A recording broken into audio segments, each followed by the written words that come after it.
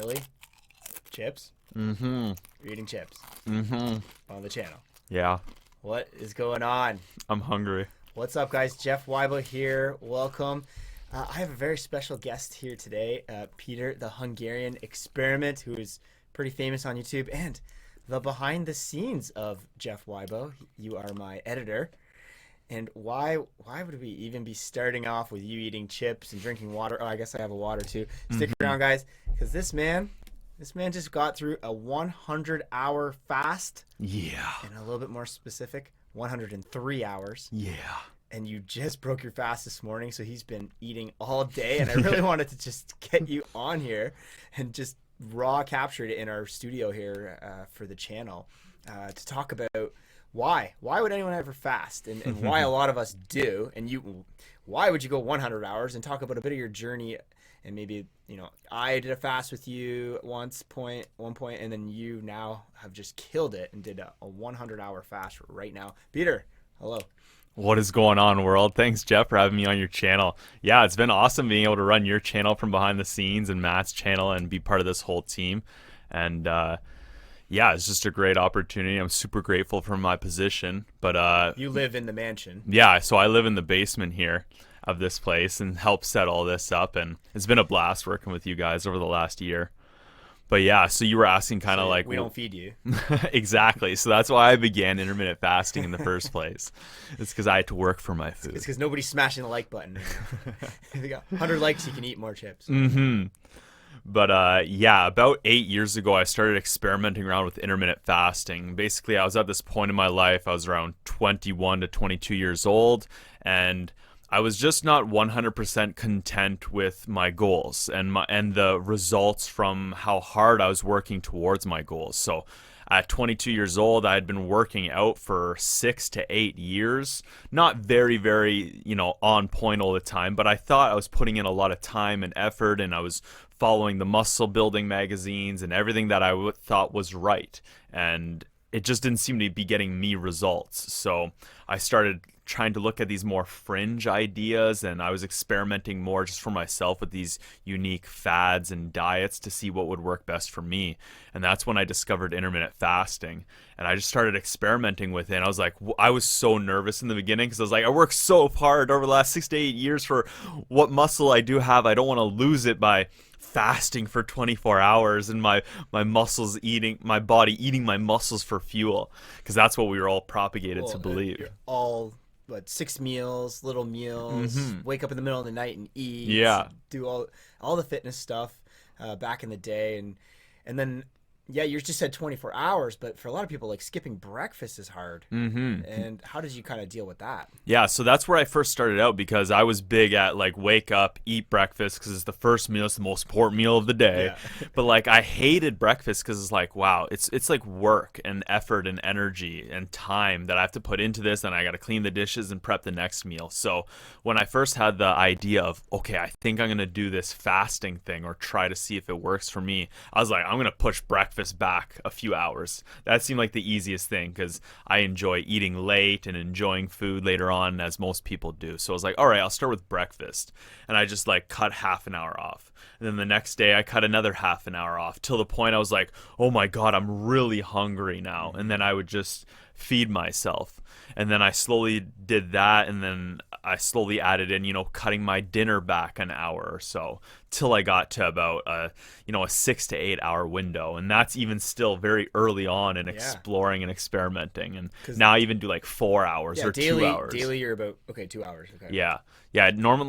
Typically now that I've been doing it for over 8 years, it's very situational. So I adapt it to my current lifestyle and what's happening, but it's usually within that 18 to 22 hour range. So for me, as a real estate agent, investor, breakfast is easy because there's not too many breakfast meetings for the most part, so you can skip it. Society's not on you for eating food. And then lunch is interesting because everybody wants to meet up for lunch as a businessman, right? Let's meet for lunch, because that's the 1980s thing to say. Let's go meet for lunch and talk about business. But today's entrepreneurial world, we're moving so much faster and harder now. We're not meeting for lunch as much anymore, because I can accomplish way more on my phone and on the YouTube channel than I can ever meeting one person for lunch. But then a lot of times the evenings are dinners or drinking hours. That's harder when you're intermittent fasting because you're missing out on the social things. I talked to you once off camera. It'd be I don't know how you did it because you did 100 hours around my limo tour, around food the whole time. You know, it's a lot easier to do it if you were stuck on a beach somewhere per se, and nobody's bothering you, because usually if I'm on a good fast, it's that social stuff that gets in the way. Like, oh, you coming out to this tonight, and there's gonna be this, and you have to share a drink with somebody socially for business. A lot of times I have sellers that want me at their house for a beer. So not easy, but you're disciplined. You're a disciplined man. Well, I believe also too is that like intermittent fasting, or at least adopting it into your lifestyle, is a great way to hack like an entrepreneurial lifestyle as well, because then you can adapt it and manipulate it. Because as you said, like our lifestyles are so different now in this entrepreneurial age, where a lot of people are, you know, doing multiple jobs almost, or as a realtor, like you have a very situational lifestyle where meetings are at different times. So knowing when to flow and dive in and out of certain meals, or when to structure your eating habits, I think is very important, because I believe intermittent fasting really optimizes your mind, your body, your hormones, talk about your that lifestyle a little bit? Like what's going on when I'm not eating? So from the studies that I've seen and I've shared on my YouTube channel, this was early on, like in one of the first years where I was super passionate about intermittent fasting. I still do it. I'm just not all that interested in it, besides now really like pushing the limits of fasting. But from my understanding is that the scientific studies say that fasting in men for 20 to 24 hours has a 1,500 to 2,000% increase in your growth hormone levels. So from the studies and the research I've seen, is your growth hormone influences and affects your testosterone levels. So if you raise that, you're going to raise your testosterone. Your testosterone helps to build muscle, and it helps with a lot of other factors, of course, too, like your skin and your excuse me, your mental, your cognitive function. Is just having higher hormones in general helps with a host of benefits physiologically in the body. So it's super important. And I don't believe you need to do it daily. Like you can do it once a week, or as we kind of do it, we do, 16 to 20 hours daily. Yeah, I think the general public that intermittent fast do that 8-hour eating window, or we're pretty good at doing a 4-hour, and like you said, you did 2-hour. It's totally situational though. I have to break the fast socially sometimes, all the time, but daily we get here. If we're working on a Monday, nobody's eating day. Yeah. Most of us aren't eating day one or a minute one of the day. It's not till about maybe lunchtime, if not pushing it to dinner time, because you got appointments all of a sudden. You're running out the door, especially as an entrepreneur. You're getting to editing. It's I don't know. It like you said, optimizes. And I think I started doing it in 2015, and breakfast was hard, and then lunch was even harder. I found it was really hard actually in the office setting. Yeah, I had that line of work for a short period of time with the military, because everybody would bring in the Tim Hortons donuts, and they'd bring in their lunches, and they'd be warming up their food, and like it's almost out of boredom that you eat. Yeah, 100%. When you're busy as an entrepreneur, you're not overly just tempted by anything, I guess. So. Well, it was beautiful for me because, like, when I first started intermittent fasting, I was a server at a restaurant, or I was assistant manager, I can't remember, at like a Pizza Hut. So I was forcing myself through the hardest temptation. I was like constantly around the food. Or I remember doing my first 48-hour fast, and I was telling one of the girls I was working with, she thought I was crazy, but I was like literally carrying pizzas like a couple inches away from my face and bringing it to people's tables. So I believe that really helped with the mental factor for me, at least. Really like, okay, if I can do this here, I can't really get tempted by smelling it out in the world, or having coworkers bring food and stuff. So exactly. Cool. And big part about it is you're documenting this in your journey. So yesterday on Instagram, you were documenting it a lot during the limo tour, and they had pizzas out there for all these guys, and no problem. We teased you a bit, but you got through it. So no, I can't deny that at those times it's a little harder. But what I found for myself is that once you get past those 40 hours, if you have the mental ability to push through it, like, again, I helped order all the food and bring all the food and set it all up. And then, again, very similar to working at the restaurant, where it's just like, look, I've told myself that I want to push through this. So it's more of a mental thing than a physical thing over anything. And that's what I think like those super long fasts do. I know I cut fat, but now that I've ate, I've probably gained a lot like of my water weight and retention and everything back. So I probably only technically like cut a pound from not eating for 4 days and 4 hours, 100 hours. But in general, like, it's the mental ability to know that, look, I can do that, and I said it, and I committed to it, and I've done it now. So it's crazy. Mm-hmm. I used to joke that because of my army background, if I ever was kidnapped and they said we're not going to feed you, I'd be like, okay. Yeah. Well, that's what I feel about Survivor. Is like or end of a world apocalypse, is just put me in charge of the food. I'll structure everyone's fasting windows, and then you get food at this time and stuff. Yeah, you'll push us all forward, and we'll be alive longer. Mm-hmm. There you go. Spread that food out. Rather than the Homer Simpson turn around, he's eating all our rations. Right? Yeah, exactly. But yeah, we did a great video. So I had Jeff and Matt actually on my channel when we first started hanging out together and stuff. And we did a 60-hour fast together. Mm-hmm. And even back then I was like, oh my God, 2.5 days. And now I just almost doubled that. But what did you think of that long fast? Yeah, again, it was situational on what was going on. It's almost like when I started. Like if I started on a Wednesday, but I know like Thursday, Friday is crazy with appointments and stuff, I know that's going to be challenging. Mm-hmm. But if especially if it's like out at networking events or something like that.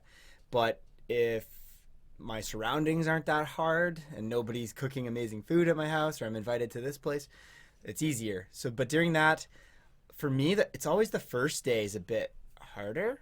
And like, I think why you weren't tempted by the food yesterday, you're already in the zone. Yeah. On day one, it's generally you haven't done anything. You just haven't ate that day. Yeah. So it's pretty easy to quit because you're in day one. But once you get into day two, I always found it was a lot easier because it's like, oh, all I got to do is go to bed tonight and I'm good.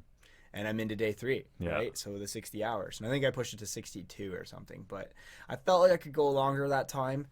It's just situationally didn't happen. So if I was in a challenge, potentially, and social media was on me, then great. There's people that go like jungles and stuff. Yeah, Arnio, right? Stefan Arnio goes there and does multiple days and weeks fast on water. So and focuses solely like on productivity as well too, and try to books. Yeah.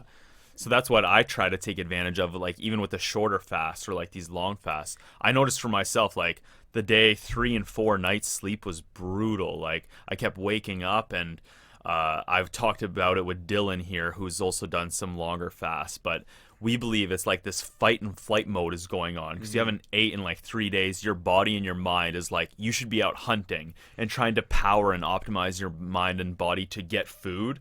So I believe that's why like my sleep kind of sucked the last little bit. So there are some negatives, of course, but even then, I now that I've finally refueled, I kind of want to have a nap now. Like I'm feeling a little tired and lethargic, but I think it's just trying to catch me up from the last couple nights where I kind of missed. But it's strange that you can put your body through that. Like I feel I could have easily gone to 5 days, so another 20 hours, and then if I could go to 5 days, I could probably go to 7.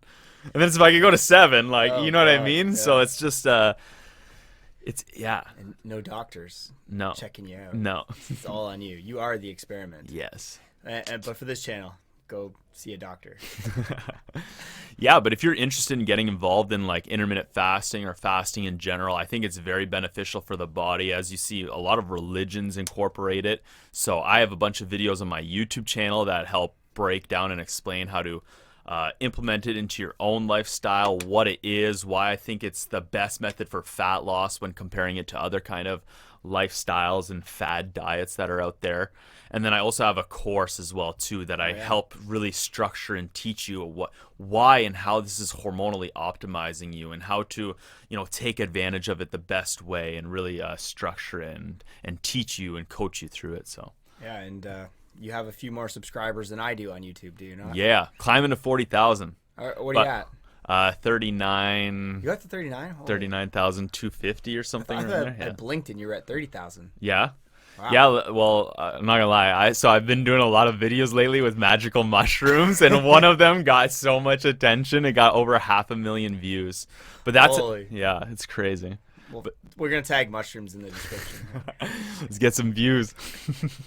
Well, that's crazy. Yeah, because you're you're out there, you're experimenting, you're challenging society's norms a bit, and that's what your channel's all about. And, Yeah. And similar. Hey, we're challenging all the normal real estate agent and investor and how to do it. So we're your real estate experiment. Oh, 100%. That's why I love working with you guys, because it's like I kind of have the freedom to do my own kind of creative stuff, and we are exploring a whole new avenue that no one else has. So 100%, like, and I've said it too before, like, you guys are like versions of my human experiments. I'd give you a lower rating in terms of like how you're documenting your lives, but I what I want to see is just more people out there documenting their lives. Generally, if you tell me to do something, I try it. Yeah. Whereas other people can be like, I'm not sure, and I'll be like, oh, let's try it. Yeah.